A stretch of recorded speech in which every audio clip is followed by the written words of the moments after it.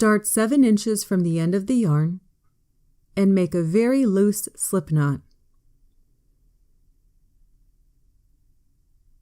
Do not tighten all the way. Insert the hook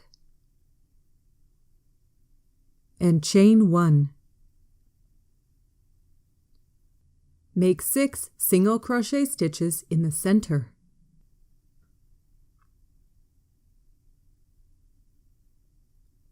Crochet in the ring and over the tail end.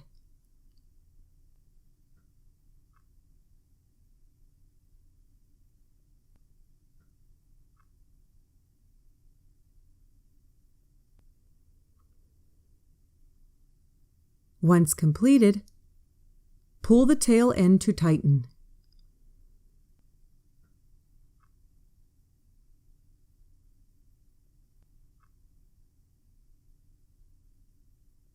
Slip stitch to the first stitch. When it is time to weave in the ends, ensure the starting tail is weaved in extra securely. This video is